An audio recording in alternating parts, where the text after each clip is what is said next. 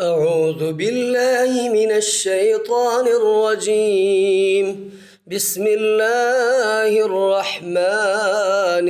الرحيم. الحاقة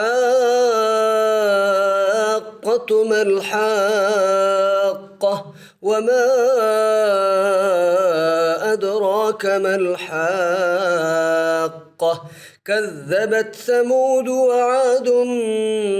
بالقارعة فأما ثمود فأهلكوا بالطاغية وأما عاد فأهلكوا بريح صرصر عاتية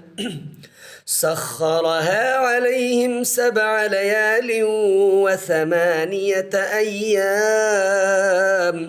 وثمانية أيام حسوما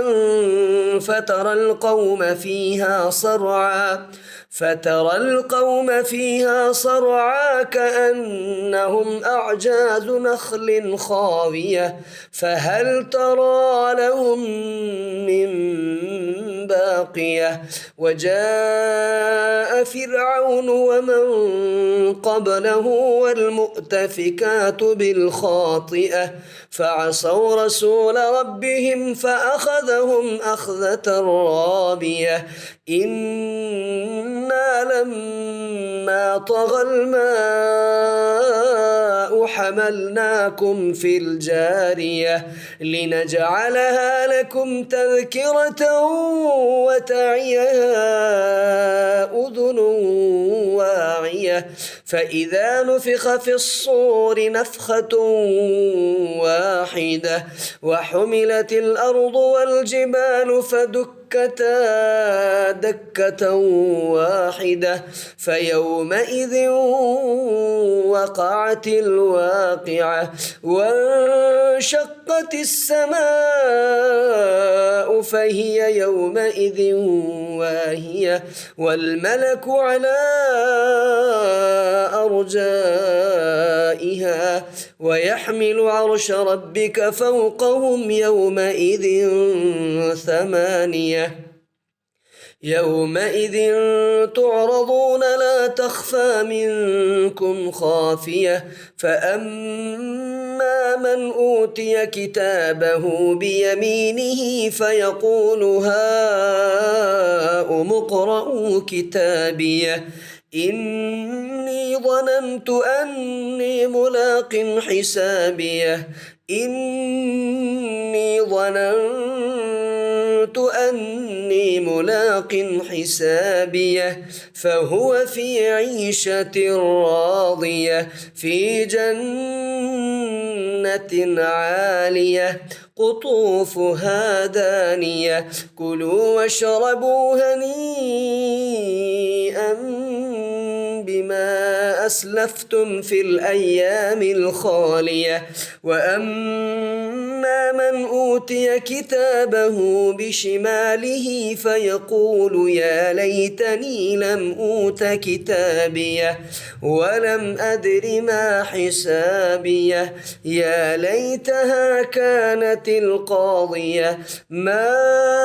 أغنى عني ماليه هلك عني سلطانيه خذوه فغلوه ثم الجحيم صلوه ثم في سلسلة ذرعها 70 ذراعا فاسلكوه إنه كان لا يؤمن بالله العظيم ولا يحض على طعام المسكين فليس له اليوم هاهنا حميم ولا طعام إلا من غسلين لا يأكله إلا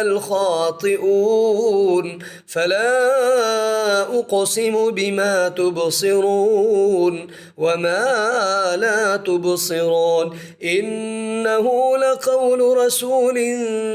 كريم وما هو بقول شاعر قليلا ما تؤمنون ولا بقول كاهن قليلا ما تذكرون تنزيل من رب العالمين ولو تقول علينا بعض الأقاويل لأخذنا منه باليمين ثم لقطعنا منه الوتين فما منكم من أحد عنه حاجزين وإنه لتذكرة للمتقين وإنا لنعلم أن منكم مكذبين وإنه لحسرة على الكافرين وإنه لحق اليقين فسبح باسم ربك العظيم.